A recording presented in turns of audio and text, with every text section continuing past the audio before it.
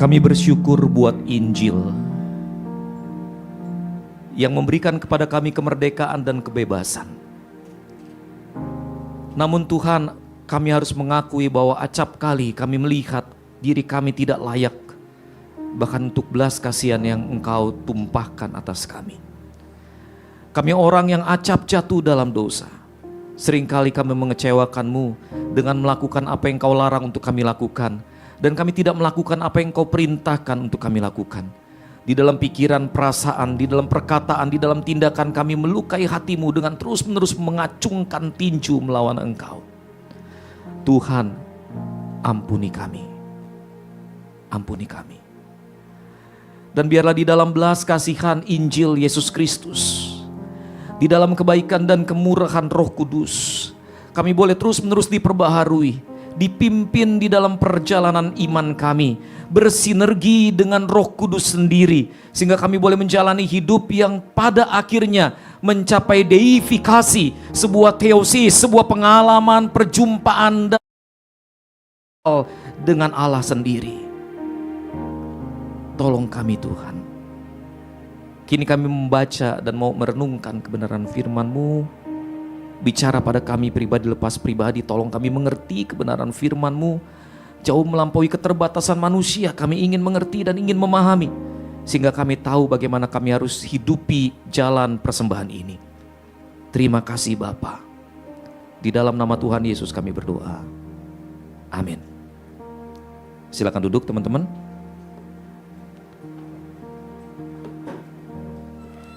Shalom. Bersyukur kepada Tuhan saudara. Jumlahnya nambah ya. Dari pertemuan terakhir kita. Kayaknya memang saya mesti jarang-jarang datang. Jadi setiap kali saya datang ke sini terkejut lagi dengan pertambahan jumlah. Bersyukur saudara. Bersyukur ya. Saya ngobrol dengan Ko Johan. Beberapa hamba Tuhan sih ngobrol dengan Ko Johan begitu ya. Dan kami sepakat sih bahwa memang Sing ini seharusnya tetap ada dan harus terus dikembangkan. Teman-teman tahu kenapa? Karena gini. Seiring dengan bertambahnya ilmu pengetahuan, seiring dengan bertambahnya pemahaman imani, seiring dengan bertambah seriusnya kita menjalani kehidupan iman, orang akan menyadari bahwa pengajaran-pengajaran yang diajarkan di gereja tetangga tidak lagi realistis, tidak lagi aplikatif, tidak lagi relevan dengan kehidupan imani yang serius. Sehingga kemudian mereka mulai mencari gereja yang memberikan pengajaran yang lebih alkitabiah dan lebih bisa dipertanggungjawabkan, lebih relevan dengan kehidupan sehari-hari. Mau pergi ke gereja tetangga yang satu lagi, ya nggak bisa karena gaya ibadahnya berbeda. Paham ya teman-teman ya? Gaya ibadahnya berbeda. Jadi mau dengar khotbahnya pendeta itu yang lebih alkitabiah, tapi ibadahnya nggak nyaman. Mau ibadah nyaman, khotbahnya kagak cocok lagi sama kita. Akhirnya cari gereja yang ibadahnya sama, mirip-mirip, tapi pengajarannya lebih bertanggung jawab. Cari di mana? Ketemu-ketemunya di Sing. Betul ya? Ya, ketemu-ketemunya di Sing. Jadi teman-teman, saya bilang enggak, Sing harus dipertahankan dan harus terus kalau bisa semua GKY punya modelan kayak begini. Begitu ya? Kalau bisa, begitu ya. Kalau nggak bisa, ikut saya saja. Yuk kita sama-sama lihat Roma pasal 7, ayat yang ke-21, beberapa, kemana? Ke sini? Iya. Roma pasal 7, ayat 21 sampai 25, beberapa Alkitab sebutnya, beberapa terjemahan sebutnya sampai ayat 26 gitu ya. Roma pasal 7, ayat 21 sampai 25.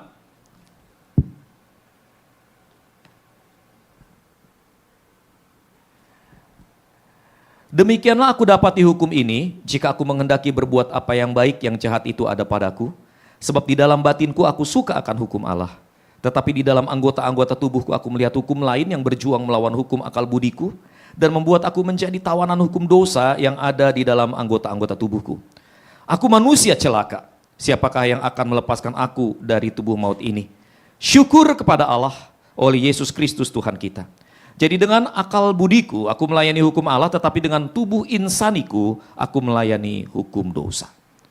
Teman-teman ada di sini yang pernah ikut acara tarik tambang 17-an?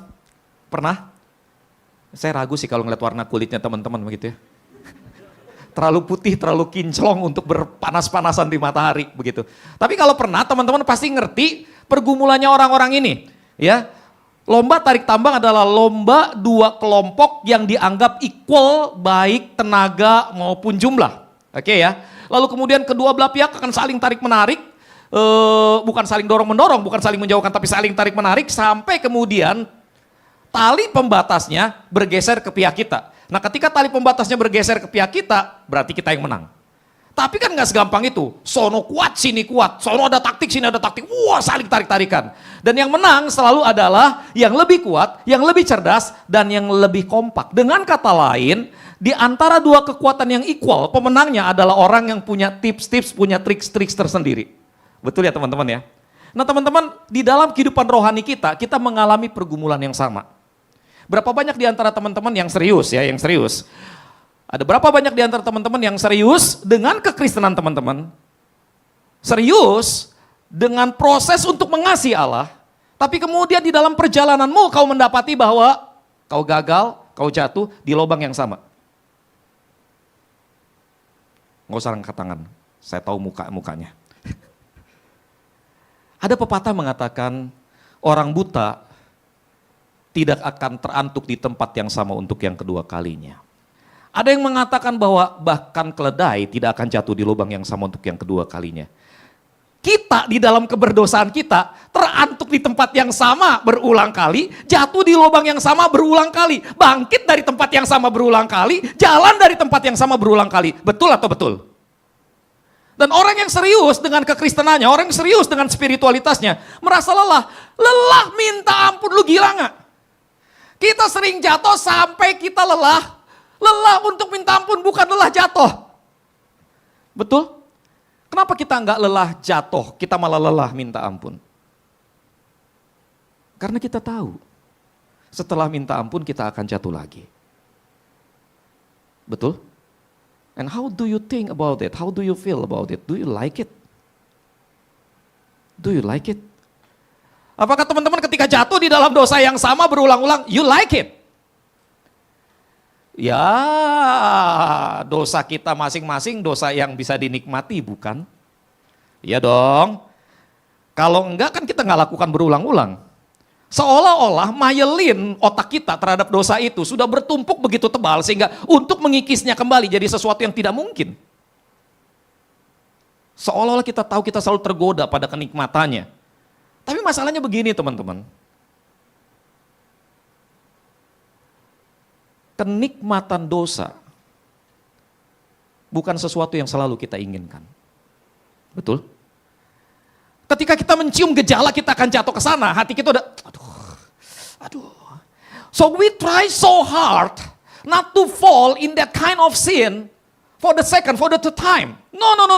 Kita berusaha semaksimal mungkin untuk nggak jatuh lagi, untuk nggak jatuh lagi. Tapi teman-teman kita mendapati kenyataan bahwa sekalipun kita keras berjuang, sekalipun kita keras berusaha, kita kembali jatuh di dalam lubang yang sama. Betul? Trust me, saya berpengalaman dalam hal ini. Veteran. Kita semua punya pergumulan yang sama teman-teman. Dan come on, saya nggak bermaksud saya membanggakan dosa saya karena saya tahu ada orang yang lebih berpengalaman dalam hal ini. Dan orang itu adalah Paulus. Teman-teman tahu siapa Paulus? Paulus adalah murid Taurat.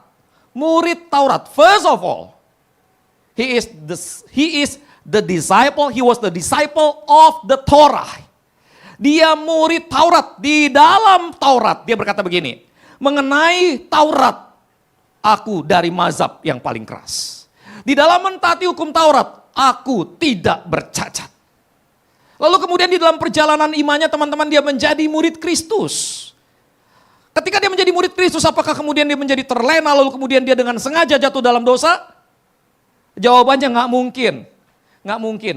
Sama seperti kamu terbiasa naik sepeda, bertahun-tahun nggak naik sepeda, ketika kemudian ketemu sama sepeda, kamu nggak lupa gimana caranya. Kagok mungkin, lupa enggak. Betul?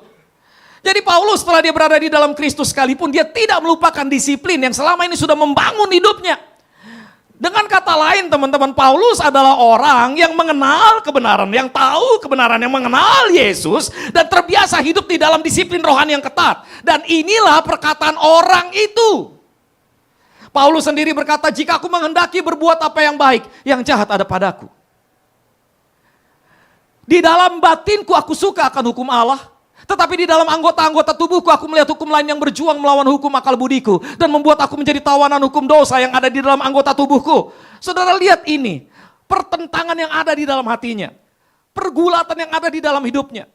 Teman-teman, ini adalah orang yang serius dengan spiritualitasnya. Ini adalah orang yang berjumpa dengan Yesus dan berkata, siapa engkau Tuhan? Ini adalah orang yang dipakai oleh Allah dengan cara yang luar biasa. Ini adalah orang yang memberitakan Injil kepada orang-orang non-Yahudi. Ini adalah orang yang demi Injil bahkan rela kehilangan nyawanya. Ini adalah orang yang ketika dia belum bertobat sekalipun adalah orang yang taat tanpa cacat pada Taurat.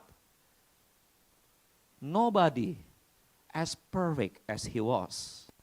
Not even me, apalagi dia. Gak ada. Tapi orang ini saudara lihat, orang ini ngomong dengan sangat gamblang. Dia menunjukkan diri sebagai orang yang bergumul. Dia bergumul dengan dosa, dia bergumul karena dosa seolah-olah ada di dalam seluruh tubuhnya, menguasai dia, menjadikan dia tawanan. Deep down within his spirit, he knows that he is a free man. Tetapi entah bagaimana saudara dia melihat di dalam tubuhnya. He is nothing less than a captive. Daripada orang yang ditahan, orang yang terpenjara di dalam dosa. Dia bergumul secara konstan dengan dosanya. Bukankah itu adalah pergumulan kita semua, teman-teman? Itu pergumulan kita semua. Pertanyaannya adalah, mengapa? Mengapa berjudi itu haram? Pasti belum pada lahir. Teman-teman, yuk kita memahami kenapa hal semacam ini bisa terjadi. Teman-teman, kita harus kembali jauh ke kitab Kejadian. Pada mulanya Allah menciptakan manusia di dalam gambar dan rupa Allah. Now that story was not complete until you read Kejadian pasal 3 ayat yang ke-7. Di dalam Kejadian pasal 3 ayat yang ke-7 Allah menciptakan manusia dengan tangannya. Lalu kemudian Allah mengambil manusia dekat dengan dadanya, dengan hatinya, dengan mulutnya. Lalu kemudian dia mulai menghembuskan nafas kehidupan kepada manusia. Dan manusia itu hidup. Ini yang membuat manusia spesial. Manusia bukan hanya spesial karena Allah memikirkan penciptaan manusia. Allah menyiapkan penciptaan manusia sebelum manusia diciptakan. Allah menyiapkan life support bagi manusia. Manusia bukan hanya spesial karena itu. Manusia bukan hanya spesial karena manusia diciptakan dalam gambar dan rupa Allah dan menerima otoritas untuk mengelola bumi dan segala isinya. Manusia bukan hanya spesial karena itu. Manusia spesial karena Allah menghembuskan nafas kehidupan ke dalam dirinya. Suke, the spirit. Allah memberikan nafas kehidupan ke dalam diri manusia. Itu yang membuat manusia berbeda. Sebab ini yang membuat manusia bisa berelasi dengan Allah. Ini yang membuat manusia satu chapter dengan Allah. Di rumah kami piara anjing, namanya Maple. So cute. I don't like it. Because for me, dog is not pet, it is food. Ini pecinta hewan akan segera ngamuk sama saya. Tapi begini nih teman-teman. Istri saya sangat mencintai anjing ini. Joshua juga suka, cuma Joshua suka, kenapa lu marah anjing? Anjing lu marah. Saya bilang jangan ngomong kasar Joshua. Loh, itu kan anjing Pak, ya cara lu ngomong beda. Lama-lama saya suka juga sama anjing ini, lucu banget gitu ya. Yang herannya itu anjing kalau gue yang makan selalu ngeribetin, karena dia tahu kalau saya diribetin pasti saya kasih makanan begitu ya. Ini anjing datang, saya ajak ngomong. Kenapa Maple kangen sama papa? Iya, sini dekat papa, sini tidur sebelah papa, sini. Udah diajak ngomong kayak orang kagak ngerti-ngerti itu anjing. Goblok emang anjing itu. Otaknya kecil. Udah gua ajak ngomong dia kagak ngerti. Yang goblok kan gua bukan anjingnya. Kenapa? Karena saya tahu bahwa saya dengan anjing itu tidak in one chapter. Kami dua jenis makhluk yang berbeda. Itu sebabnya kami tidak bisa berkomunikasi satu dengan yang lain. But God did not, do not, will not create man like that. Allah menciptakan manusia untuk bisa berkomunikasi dengan Allah, untuk bisa meresponi Allah di dalam kasih, untuk bisa meresponi Allah dengan bebas. Itu yang membuat manusia spesial. Itu fungsi roh di dalam diri manusia.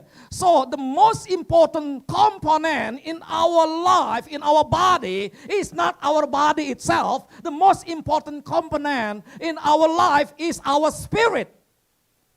Allah memberikan roh kepada kita, sehingga dengan roh ini, roh memerintah jiwa, jiwa memerintah tubuh. Ingat urutannya. Pada waktu manusia diciptakan, roh manusia memerintah jiwa. Jiwa memerintah tubuh. Di dalam jiwa ada pikiran, perasaan, dan kehendak. Jadi roh memerintah pikiran, perasaan, dan kehendak. Pikiran, perasaan, dan kehendak meresponi tubuh. Kalau roh manusia diciptakan untuk meresponi Allah di dalam kasih. Lalu roh ini memberi perintah kepada jiwa. Pertanyaannya, kira-kira perintah apa yang akan diberikan roh kepada jiwa? Sederhana. Roh akan memberi perintah kepada jiwa untuk mengasihi Allah, betul? Nah, kalau jiwa diberi perintah untuk mengasihi Allah, sementara jiwa memberi perintah kepada tubuh, kira-kira respon apa yang akan tubuh berikan? Jawabannya sederhana. Tubuh akan mengasihi Allah, menghormati Allah, menyembah Allah. Setuju? Jadi dengan kata lain saudara, roh diciptakan oleh Allah, roh itu berhubungan dengan Allah, roh itu memberi perintah kepada jiwa, jiwa memberi perintah kepada tubuh, sehingga kemudian seluruh aspek hidup manusia sinkron dengan Allah. Itu yang seharusnya terjadi. But sadly the story was not end di chapter itu. Kisah berlanjut sampai Kejadian pasal 3. Di dalam Kejadian pasal 3 teman-teman, ini yang terjadi. Hawa tergoda bujuk rayu iblis. Adam tergoda bujuk rayu Hawa. Perempuan memang. Jadi dia tergoda begitu saudara. Dia makan buah pohon pengetahuan yang baik dan yang jahat. Ini enggak ada hubungannya sama khotbah hari ini. Tapi saya mau ngomong begini. The first sin was not pride. No. The first sin was the eagerness to have authority and autonomy. Ketika ular berkata kepada Hawa, Hawa, lu makan buah ini. Karena lu tahu gak, waktu lu makan buah ini, lu akan menjadi seperti Allah, tahu tentang yang baik dan yang jahat. The issue was not knowledge, the issue was menjadi seperti Allah, tahu tentang yang baik dan yang jahat. Artinya isunya adalah, you have the authority to decide for yourself, bagaimana kamu jalani hidup tanpa Allah. The authority and autonomy, hidup tanpa Allah. Lalu kemudian Adam dan Hawa makan buah pohon pengetahuan yang baik dan yang jahat itu. Deciding to become God for oneself. Lalu kemudian sesuatu terjadi. DNA manusia berubah. Efesus pasal 2 ayat 1 katakan, kamu dahulu sudah. Ulangi bersama saya, sudah. Ayo biar teman-teman kita yang di karismatik betah di sini. Ulangi bersama saya. Sudah. Saudara, Paulus katakan Efesus pasal 2 ayat 1, kamu dahulu sudah mati di dalam pelanggaran dan dosa-dosamu. Itu berarti bahwa ketika manusia jatuh dalam dosa, the first component that was hurt, yang pertama kali terluka sangat parah, terluka sampai lumpuh total adalah roh manusia. Sehingga kemudian teman-teman komposisinya berubah. Kalau dulu roh memerintah jiwa, jiwa memerintah tubuh. Sekarang setelah manusia jatuh dalam dosa, rohnya mati, jiwa memerintah tubuh. Enggak, bukan jiwa memerintah tubuh. Setelah roh mati, tubuh memerintah jiwa. Your body tell your soul what is good for you. Lalu kemudian otak mulai memberikan rasionalisasi. Kenapa korupsi? Ya, saudara tahu ya kasus korupsi yang itu Patra itu ya, apa? Yang Patra. Terus kemudian anggota DPR bilang begini, itu ternyata ada grupnya loh. Grupnya adalah orang-orang senang. WA grupnya namanya orang-orang senang. So they have fun with our money. They have fun. Mereka bersenang-senang begitu teman-teman. Mereka menurut seorang teman saya yang adalah inner circle-nya mereka. Ya, teman saya ini inner circle-nya mereka. Ini katanya bisa direkam gak nih? Direkam ya. Ini bisa ada kejadian, ya,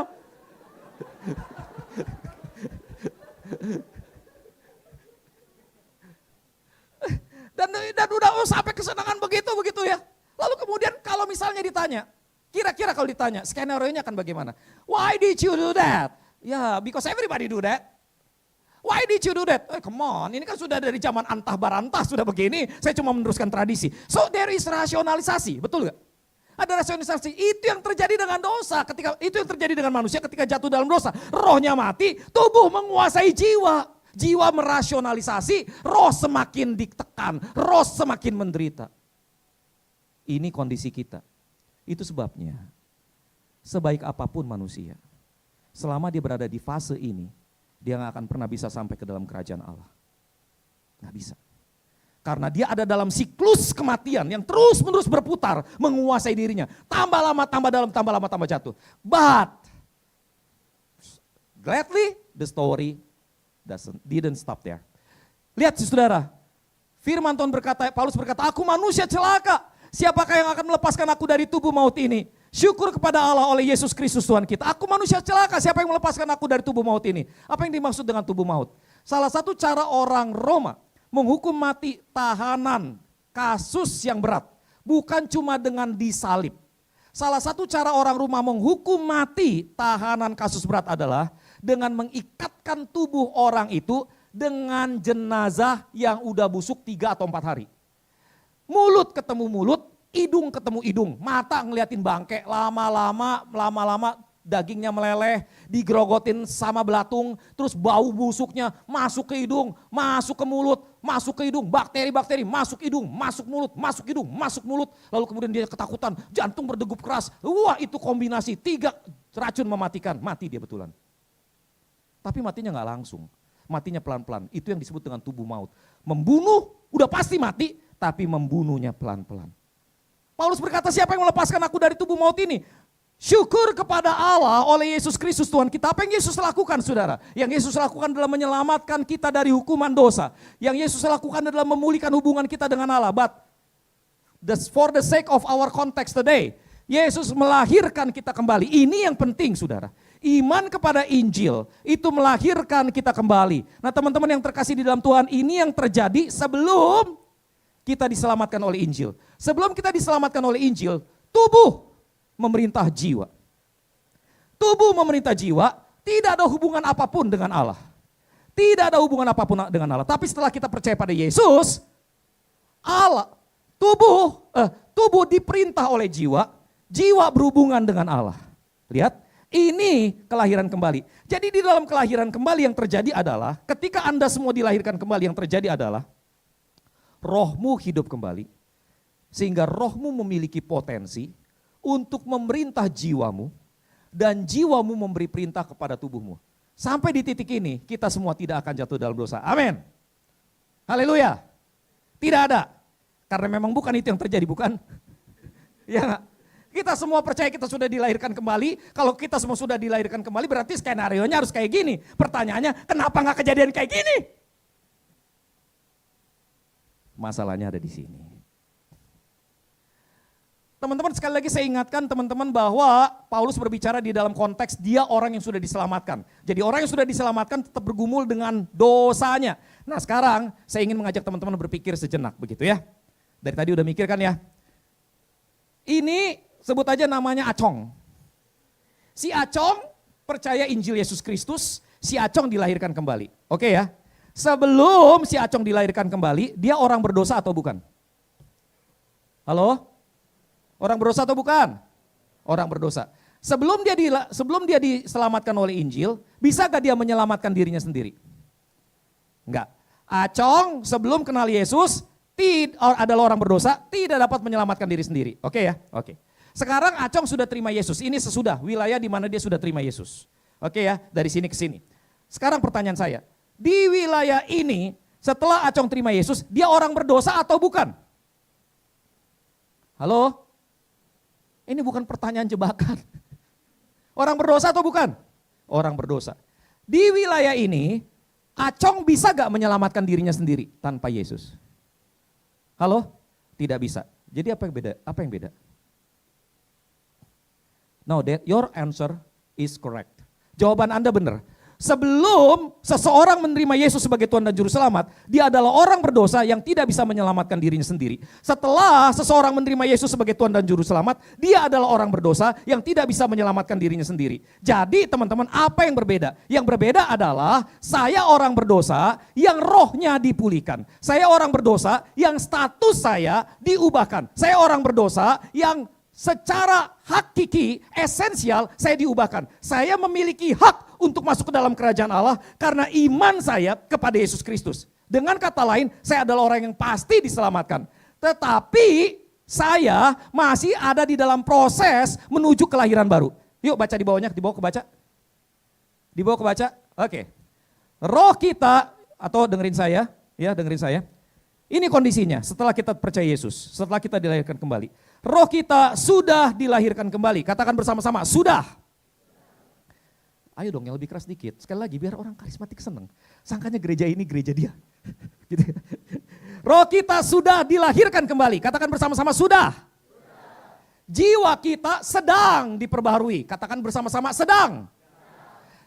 Tubuh kita akan diubahkan. Katakan bersama-sama, akan. Lihat, ngerti bedanya sekarang? Ngerti bedanya?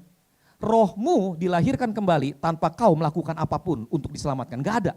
Lu gak ada andil di situ, lu gak ada sumbang saran di situ, lu gak taruh investasi di situ. Kagak. Allah menyelamatkan lu karena Allah mau, itu hak prerogatif dia. Dan Allah sudah bayar lunas keselamatanmu melalui Injil Yesus Kristus. Amin saudara.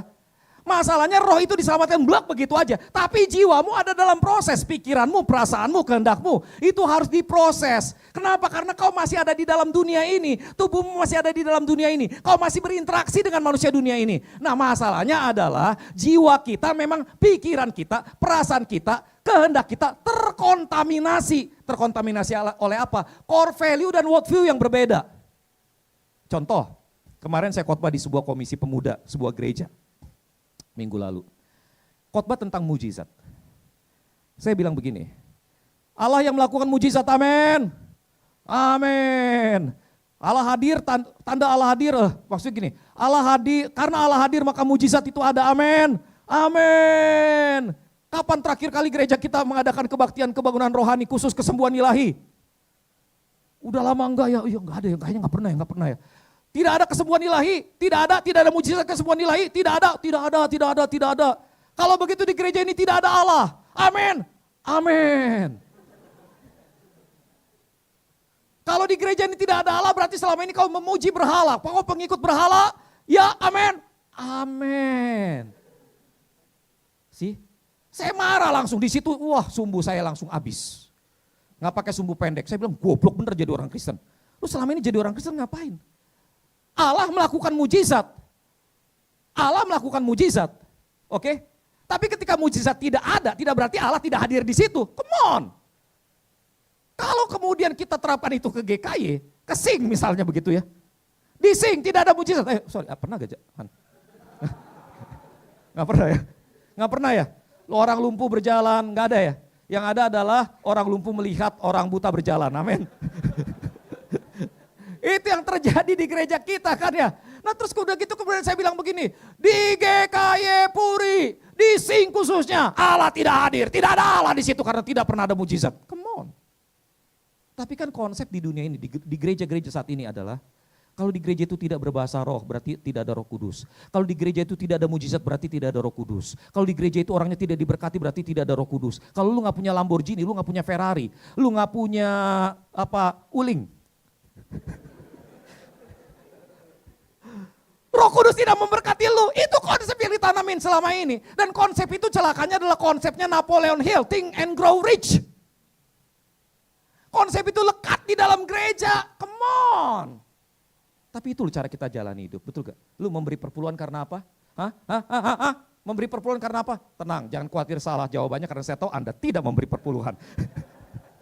Tidak memberi perpuluhan karena apa? Karena memberi perpuluhan enggak? Iya memberi perpuluhan karena apa? Karena saya ingin diberkati. Itu keliru banget men.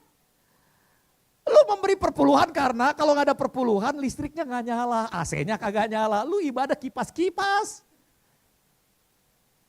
Itu perpuluhan untuk membiayai rumah Tuhan gitu loh. Ngerti kan maksudnya kan? Jadi maksudnya gini loh teman-teman, konsep dunia itu begitu lekat masuk, worldview itu begitu lekat masuk ke dalam pikiran kita dan mempengaruhi cara kita jalani hidup. Belum lagi teman-teman ada kebiasaan lama yang kita jalani. Sekarang pertanyaan saya, siapa yang tadi datang ke Sing, masuk pakai celana panjang, masuk kaki kanan dulu, angkat tangan. Oh berarti kalian gak pakai celana panjang? Kita kan gak sadar, pokoknya Toto serosot. Iya gak sih? Toto pakai aja. Itu yang namanya kebiasaan. We do it often until we don't realize what we do. Oke? Nah sekarang masalahnya begini nih, kebiasaan membentuk myelin. Itu sebabnya orang gak gampang berubah. Oke? Hanya perlu 21 hari untuk mengubah kebiasaan. Oke? Teorinya begitu. Hanya perlu sekitar 50.000 kali repetisi untuk menjadikan sebuah gerakan menjadi sesuatu yang lahir secara alamiah di dalam tubuh kita. But the message is clear. You do it often, it becomes your second habit. Oke? Kalau lu kebiasaannya ketika stres, ngemil, pertanyaannya, akankah ketika kau percaya Yesus, stres, kau cari Yesus dan berdoa? Gua ragu. Because that is not your habit. Oke? Ini bukan masalah Anda nggak tahu mana benar mana salah. Anda tahu kok kalau lagi stres cari Tuhan, betul gak? Cuma masalahnya habitnya larinya ke situ dulu. Oke, itu sebabnya perlu dilatih untuk punya habit yang berbeda. Kebiasaan lama diganti dengan kebiasaan baru. Masuk akal? Oke, belum lagi ada pengaruh dunia. Belum lagi ada pengaruh dunia. Dunia bilang begini, kalau lu cuma hamba Tuhan dan lu gak kaya, lu orang gagal. Jadi ukuran keberhasilan apa dong? Punya Lambo. Punya rumah, sekarang kalau dulu saya suka ngomong gini, punya rumah di Puri Indah. Kayaknya kalau kesan punya rumah di Puri Indah kayaknya gimana gitu ya. Kesannya gimana, cuma kalau udah sering bergaul sama orang Puri Indah yang punya rumah di Puri Indah kayaknya dia biasa-biasa aja tuh punya rumah di Puri Indah. Oke, saya tetap akan ngomong punya rumah di Puri Indah, tapi dengan cara yang berbeda. Punya rumah di Puri Indah 10 kapling. Wah, kayaknya kalau udah begitu baru sukses gitu loh. Iya, loh saya nggak bilang, ada juga sih orang yang di dunianya saya, dunia hamba Tuhan. Setiap kali datang ketemu nanya, emang Pak Johan sekarang jemaatnya udah berapa? Nah that is the question yang selalu muncul. Lu kalau pegang gereja, emang lu jemaatnya udah berapa? Kok Jimmy buka gereja di Pluit, jemaatnya berapa? 40. 40 jemaatnya, oh 40 ya. Coba kalau misalnya jemaatnya udah 4.000, cara ngomong beda. Berapa jemaatnya? 40. Kalau 4.000, berapa jemaatnya? 4.000 aja nggak banyak. Lihat ya, konsep dunia itu loh, pengaruh dunia itu mempengaruhi kita sampai segitunya. Lihat, nah saudara bayangin, kita mau menuju ke surga, tapi yang kita yakini duniawi. Kita mau menuju ke surga, tapi gaya hidup kita duniawi. Bukannya sampai ke surga, sakratul maut kita ke neraka. Paham maksud saya? Jadi saudara, kita harus berubah. Itu sebabnya harus ada sebuah perubahan yang terjadi. Dan perubahan itu pasti terjadi karena apa saudara? Karena kita ada di dalam kondisi unbalance force. Dunia akan berusaha untuk menarik kita hidup sebagai manusia lama. Iblis berusaha menarik kita supaya kita bisa hidup seperti manusia lama. Tapi masalahnya adalah kita ini ada dalam unbalance force. Kita punya kekuatan yang lebih besar. Roh Kudus hadir bersama dengan kita, membawa kita kembali kepada Allah. That is the guarantee. That is the guarantee. Kalau ada komplain pada produk, kembali pada pabriknya. Pabriknya bilang guarantee. Halo, sampai sini paham? Tapi ada garansi semacam ini tidak berarti Anda tidak sedang tarik-menarik, tidak sedang tarik tambang. Anda tetap tarik tambang, Anda tetap harus bergumul. Tapi masalahnya Anda pasti menang, cuma pasti harus bergumul. Halo? Oke, nah untuk mengerti ini, yuk kita lihat prosesnya. Baca sama-sama ayat yang gede-gede ini. 3, 2, ya.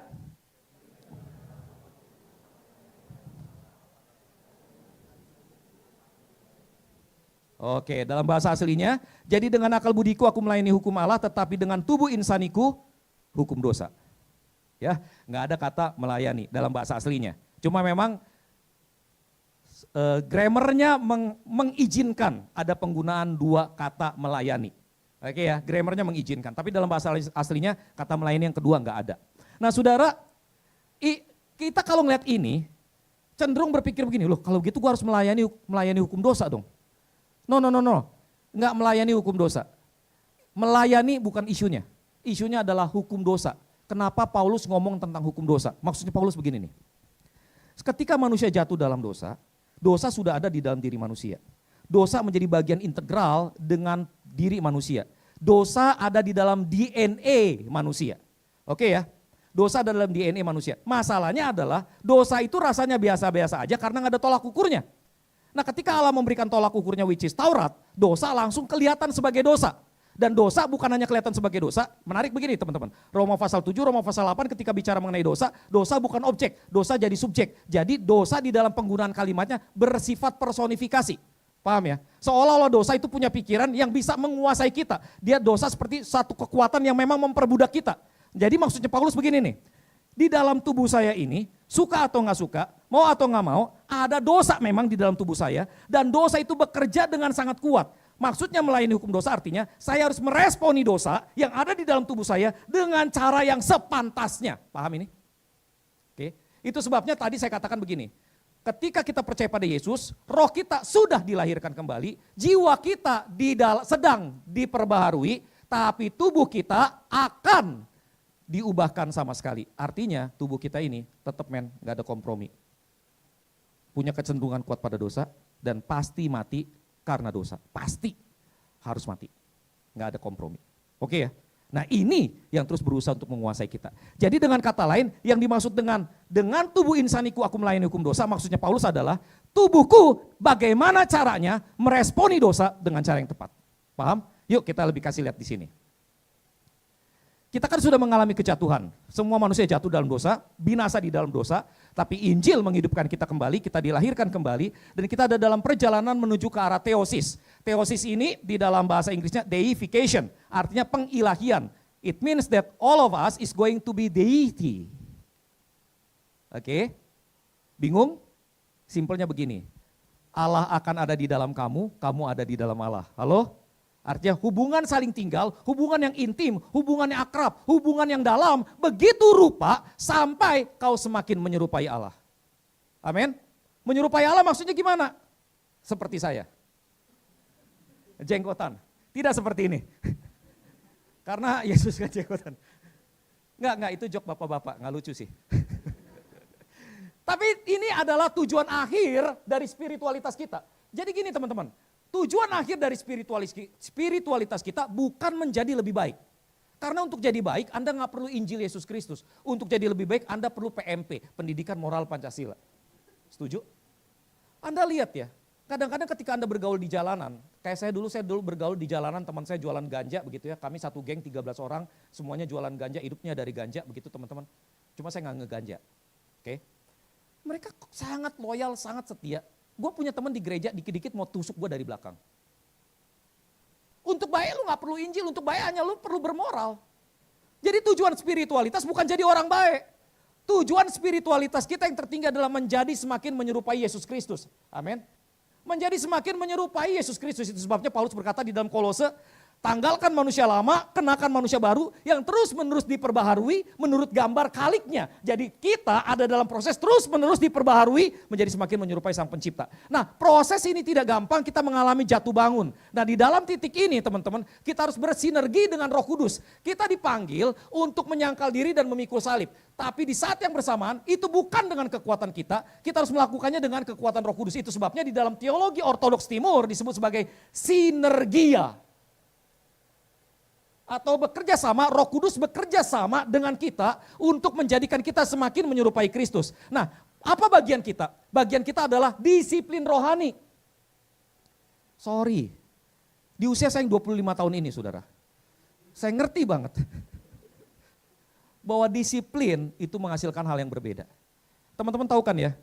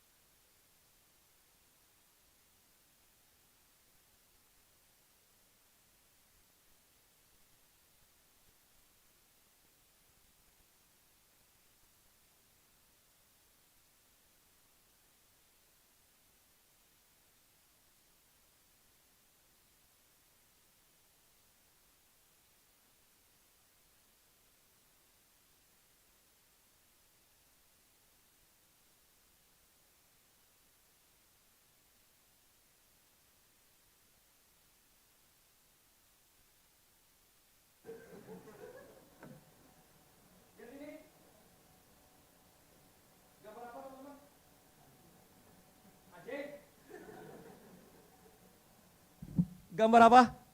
Gambar anjing. Anjingnya ngapain? Main catur. Anjingnya fight.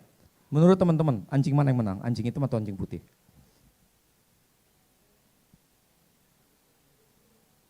Yang mana? Siapa yang pegang hitam, angkat tangan. Pegang hitam, penggemar warna hitam. Oke, siapa yang pegang putih, angkat tangan. Lu bukannya lagi di Saat? Oh, enggak ya, salah lihat orang. Oke. Oke, jangan-jangan waktu saya ngomong begitu itu nubuatan. Habis ini pergi ke Saat. Siapa yang pegang putih, angkat tangan. Enggak ada juga. Oh, ada yang pegang putih, penggemar warna putih. Oke. Sebenarnya yang menang adalah, istri saya bilang, saya mau bilang begini, yang menang adalah anjing yang kita beri makan. Istri saya bilang begini, anjing kalau kagak dikasih makan lebih ganas, Jim.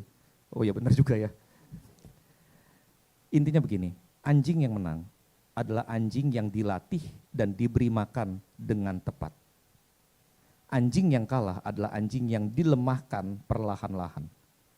Dengan kata lain, apakah kita akan menang terhadap dosa atau tidak, tergantung kita memberi makan dan menguatkan, mendisiplin yang mana. Kalau kita melatih diri kita, di tengah-tengah tarik-menarik ini, kita menguatkan diri kita untuk berpihak, berada bersama dengan Kristus, mentaati Roh Kudus, melakukan disiplin rohani, bertobat, hidup di dalam komunitas, guarantee you will win. Tapi kalau kita membiasakan diri, melemahkan sisi kita sendiri, dan terus-menerus berpihak pada sisi yang sebelah sana, trust me, you will lose. So, menang atau kalah? Di tanganmu. Bukan di tangan kuatnya cobaan dalam hidupmu. Menang atau kalah di tanganmu. Kita tunduk kepala, kita berdoa. Han, doa Han.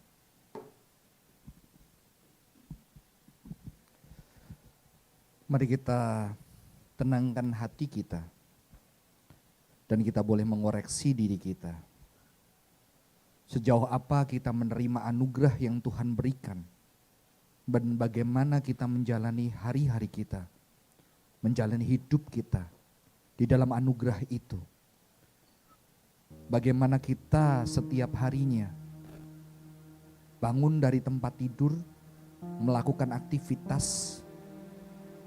Apa yang kita mau dengan tubuh kita?